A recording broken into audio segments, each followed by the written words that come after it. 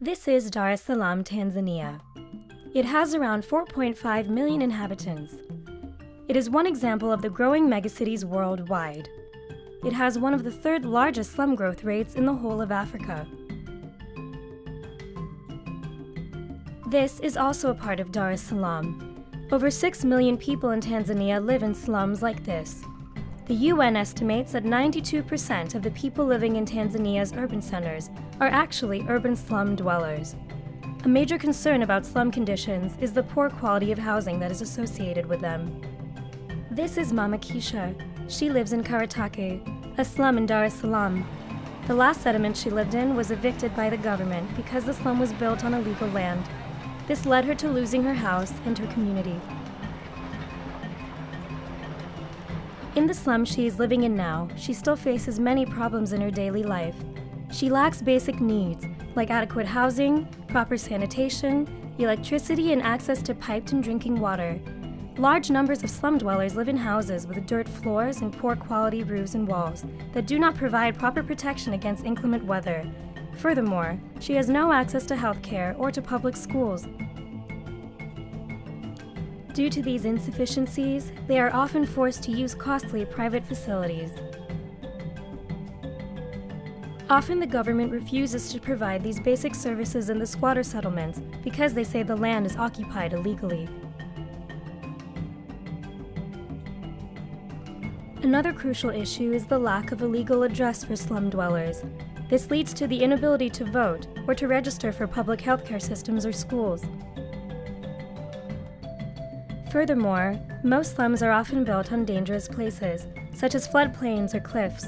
That is why they are vulnerable to climate change, and they are the first that will be affected by storms and sea level rise. Mama Keisha is not the only one who is affected by all this, but everyone who lives in a slum like hers. In the community she lives in now, there are weekly group meetings to discuss these issues. They want to collaborate with NGOs and local governments because they are realizing that when they work together, they have much more power and a political voice. One day, they met a man named David Satterwhite who told them about the problems of international aid. His main aim is how to ensure that aid actually reaches and empowers urban poor groups. He told them that $125 billion a year is given in aid by the World Bank. But still, 1 in 7 people are living in informal settlements, and even this number is expected to rise if nothing else is done. Yet, the inhabitants of such settlements are rarely asked what they actually want. Aid agencies mainly support national governments and not actually the local poor groups. His dream is for aid agencies to contribute straight to a fund for organized urban poor groups. He suggested to the community to get in touch with Slum Dwellers International, or SDI. SDI is a network of community-based organizations of the urban poor in 33 countries and hundreds of cities and towns across Africa, Asia, and Latin America. In each country where SDI is present, affiliate organizations come together at the community, city, and national level to form federations of the urban poor. SDI is committed to supporting a process that is driven from below. A central part of the work of SDI is the participation of women. This is a critical component of a gender-sensitive mobilization strategy, which sees men and women renegotiating their relationships within families, communities, and organizational forms, such as slum dweller federations. By prioritizing the leadership potential of women, federations alter traditional male domination in communities in ways that actually strengthen grassroots leadership. A large part of their contribution is alternative savings and credit institutions. Each day, groups of women in slum neighborhoods and settlements walk from home to home and gather small change from each other in order to collectively address the livelihood struggles they share.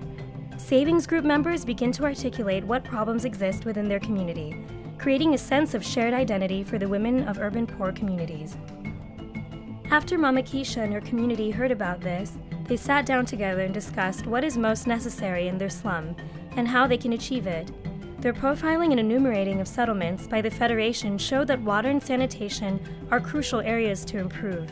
Some water sources are not safe, leading to the spread of waterborne diseases. Together they applied for financial support from Urban Poor Fund International. This is a subsidiary of SDI that provides capital to member urban poor funds.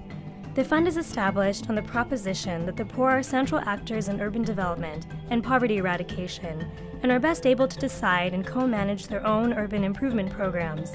Giving the poor direct control of capital enables them to negotiate with formal bodies such as governments and banks. Mama Keisha and her community are happy they received the fund and began construction right away. The first precedent is the construction of new poor flush latrines for compounds. The Federation mobilizes people in the settlements to help with the construction. Latrines are shared per housing compound, serving 5 to 8 households. Project beneficiaries are both Federation and non-Federation members. A large celebration was held after they finished the construction of the latrines. They realized how much power they have when they work together. They also realized that this is not the end, because sanitation also cannot be dealt with in isolation. One of their next goals is to fight for a greater political voice to ensure, for example, land rights. Projects like these not only empower and give aid in a non-paternalizing or wasteful way, but also provide accountability and clear results. The challenge for governments and aid agencies is how to support the local development that is accountable to poor groups, and how to support the initiative of poor groups themselves. Stories like the one of Mama Keisha and her community show that once urban poor groups organize and work in partnership with local governments, they can be very powerful in reducing urban poverty in an inclusive way. The next big step would be to get more official bilateral agencies to support them directly. The Swedish and British aid agencies are already doing this, but more institutional barriers need to be overcome in order to move forward. In Satterthwaite's words, these funds are one of the most innovative, empowering, and poverty-reducing approaches. A lot more can be done if national aid agencies would just give 1% of their bilateral aid directly to these funds.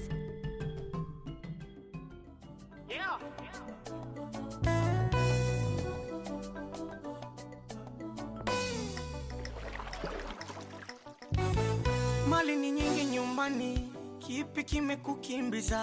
Ona babio mamio, wote wanakulilia. Mtoto peke yako nyumbani, kipi kimekukimbiza? Ona babio